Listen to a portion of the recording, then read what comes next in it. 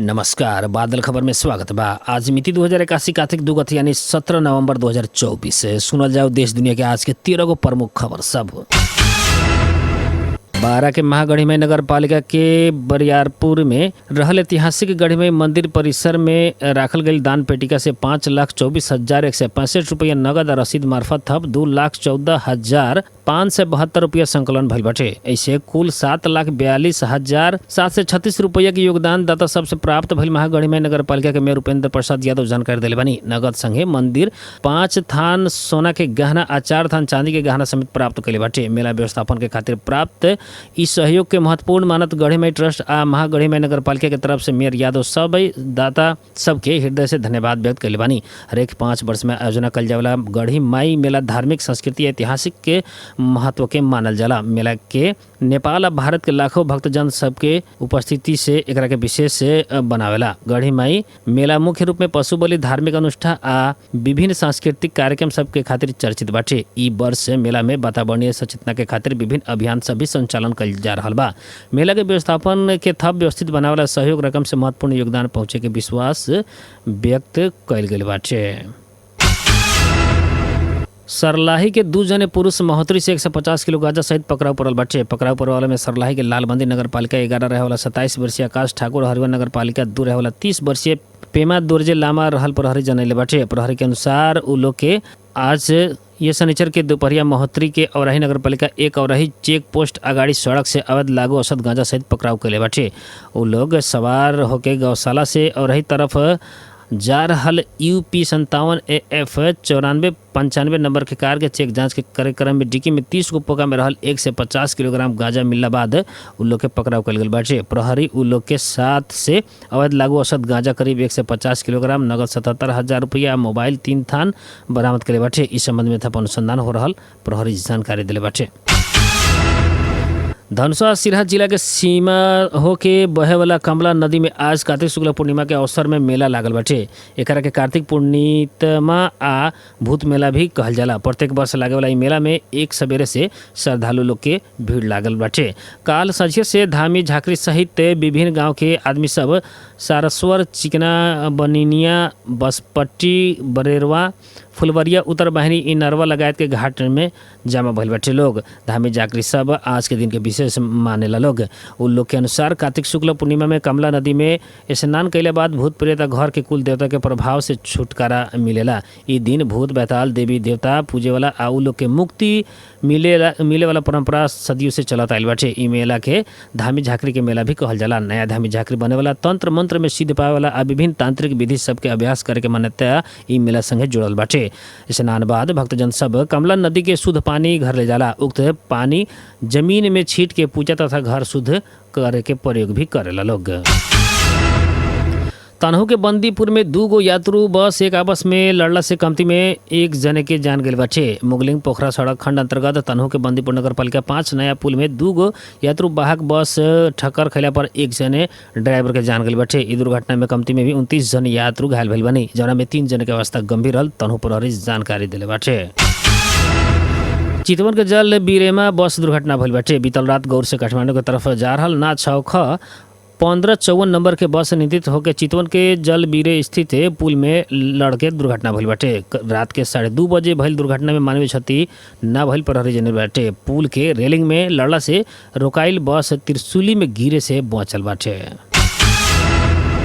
खुला सीमाना के कारण भारत से सहजे लागू औषध अइला से परसा के युवा सब लागू औषध के दुर्व्यसन में फंसल जा रहल बाटे। जिला प्रहरी कार्यालय परसा के अनुसार लागू औषध संबंधी मुद्दा में प्राय युवा सब संलग्न मिलेला।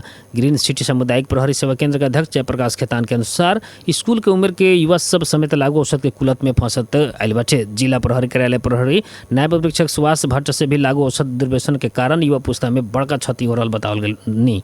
ऐसा ही 15 से लेकर 45 वर्ष उम्र समूह के युवा सब कुलत में फंसत आइल बाटे। वहाँ के कहानी ऐसे मुल्क के आवश्यक युवा शक्ति घूमे के अवस्था सृजना भइल बाटे। परसा में विशेष करके गांजा, चौरे, सिरोइन, अफीम, फेनारगन, डाइजी लैब, नूरपिन, नाटुआ भेट टैबलेट कोरेक्स लगायत के लागू औषध प्रयोग होखेल प्रहरी न्याय परीक्षक भट्ट जानकारी दिले बनी। प्रहरी न्याय परीक्षक भट्ट के अनुसार पर्सा प्रहरी सामुदायिक प्रहरी साझेदारी कार्यक्रम मार्फत विद्यार्थी तथा युवा समाज से सचेतनामूलक कार्यक्रम संचालन करत आ रहल बाटे। वार्ड प्रहरी कार्यालय बिरता के प्रहरी निरीक्षक नीरज चौलागाई भी पर्सा प्रहरी नागरिक समाज संगे हाथों में लोग करत नियमित रूप में सचेतनामूलक कार्यक्रम कर रहल बतैनी।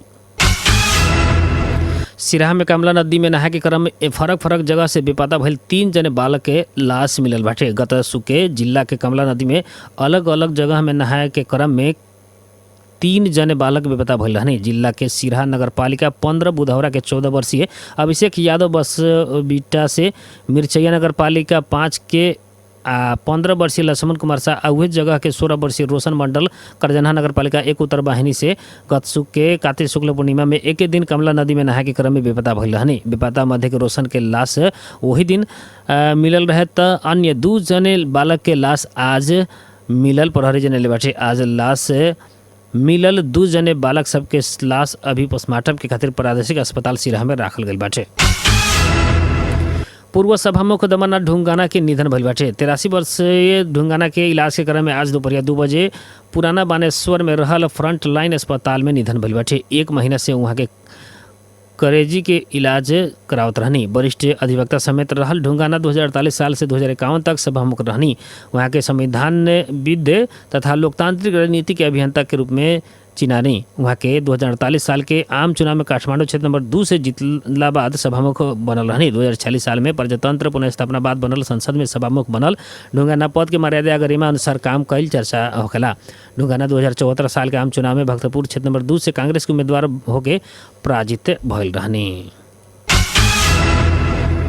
वीरगंज उद्योग वाणिज्य संघ मध्य प्रदेश के मुख्यमंत्री सतीश कुमार सिंह के अपन कार्यक्रम सब में बहिष्कार करे वाला भइल बाटे। संघ के पदाधिकारी सब के अनुसार मुख्यमंत्री सिंह के एक कार्यक्रम के खातिर निमंत्रण कैले के खोजला पर वहाँ के समय देवे से अवसर कैले बाद संघ उनका के बहिष्कार करके अनाधिकारिक निर्णय करे बाटे। संघ मुख्यमंत्री सिंह के कार्यक्रम के खातिर समय देवेला आग्रह कला पर वहाँ के पहले हमरा से सलाह करके मात्र समय निर्धारण करेम।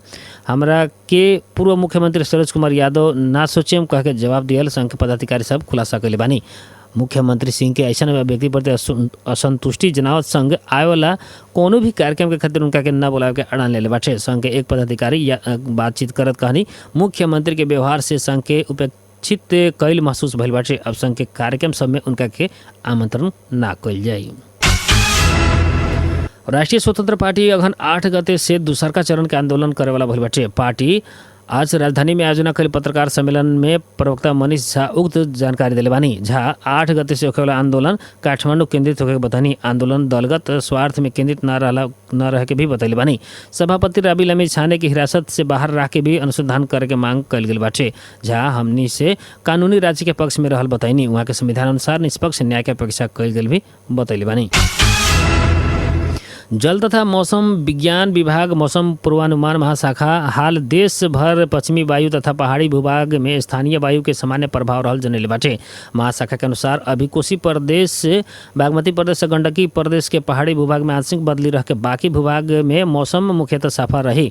देश के तराई भूभाग के बहुत स्थान सब में कुहासा लागल बाटे। आज दोपहरिया कोसी प्रदेश, बागमती प्रदेश आ गंडकी प्रदेश के पहाड़ी भूभाग में आंशिक बदली रह के बाकी भूभाग में मौसम मुख्यतः साफा रहल बाटे।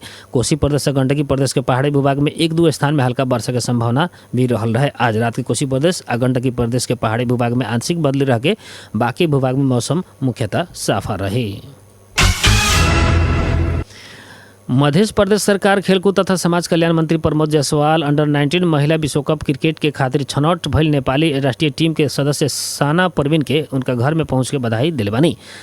आज दोपहरिया वीरगंज महानगरपालिका 13 मूल्य स्थित साना के निवास में पहुंच के मंत्री जायसवाल उनका के माला लगा के सम्मान कैनी। साथ ही आए वाला विश्व कप में उत्कृष्ट प्रदर्शन करे के खातिर शुभकामना समेत दिले बानी। इस अवसर में मध्य प्रदेश के पूर्व प्रदेश सभा सदस्य जनता अंसारी साना के क्रिकेट खेल के सामग्री प्रदान करत खेलकूद में उनकर मेहनत और लगनशीलता के सराहना कनी। मंत्री जायसवाल अंडर 19 महिला विश्व कप के खातिर छनौट भइल मध्य प्रदेश के तीनों जने खिलाड़ी के हौसला बढ़ावे के खातिर उ लोग के घर में पहुंच के बधाई देवे के कार्यक्रम रखल गेल बताइनी। वहाँ के इस अभियान के पहल का चरण में साना के सम्मान कल जाता। दूसर का अब राष्ट्रीय टीम की कप्तान पूजा महतो, दूसर का खिलाड़ी एलिसा यादव के निवास में पहुंच के भी सम्मान करे के जानकारी देनी। इससे पहले मंत्री जायसवाल अंडर 19 महिला विश्व कप क्रिकेट के खातिर छनौट भइल मधेश के तीनों जने खिलाड़ी के जनी 1,51,000 रुपया पुरस्कार प्रदान करके घोषणा कल रहनी। वहाँ के जल्दी एक औपचारिक कार्यक्रम मार्फत उक्त पुरस्कार हस्तांतरण कल जाए कहनी। नेपाल अंडर 19 महिला क्रिकेट टीम आए वाला दिसंबर 15 से 18 तारीख में मलेशिया में खोला अंडर 19 महिला एशिया कप और जनवरी 18 से फरवरी 2 तारीख तक मलेशिया में ही आयोजन होला अंडर 19 महिला विश्व कप के प्रतिस्पर्धा हो रहा बाटे। मध्य प्रदेश के 3 प्रतिभावान खिलाड़ी साना परवीन, पूजा महतो, एलिसा यादव के ई उपलब्धि से प्रदेश के खेलकूद क्षेत्र में नया प्रेरणा जगले बाटे। खिलाड़ी सबके प्रोत्साहित करेला मंत्री जायसवाल के कदम के स्थानीय तह में सकारात्मक रूप में लियल गए बाटे। 19 वर्ष से नीचे के नेपाली क्रिकेट टोली भारत के कर्नाटक के 19 वर्ष से नीचे के टोली के तीसरा खेल में 121 रन से हरले बाटे। नेपाली युवा टोली से दिहल 283 रन के लक्ष्य के पीछा कल कर्नाटक के टोली 40 ओवर 2 बॉल में 161 रन में ऑल आउट भइल। कर्नाटक के गगन राव सबसे ज्यादा 46 रन बनैनी। नेपाल के नरेन साउथ 4, युवराज खत्री 3 विकेट लेनी। इससे पहले मूल पानी क्रिकेट मैदान में टॉस हार के बैटिंग के पलहा मिलल नेपाल 50 ओवर में 6 विकेट गंवा के 282 रन बनैलक। नेपाल के 3 जने खिलाड़ी 68 बनैनी। रोशन बी के नॉट आउट 81 रन में, मैन यादव 58 आ उत्तम थापा मगर 52 रन बनैनी। कर्नाटक के लोहित आ बासु 2 विकेट लेनी। इस संगे 5 खेल के श्रृंखला में नेपाल अग्रता ले बाटे। पहल का खेल में कर्नाटक विजयी भले रहे तो दूसर का खेल नेपाल जीत ले रहा है। आज के खातिर बादल खबर इतने, फिर बिहान देश दुनिया के मुख्य खबर लेके आए करम। तब तक विदा दी, नमस्कार।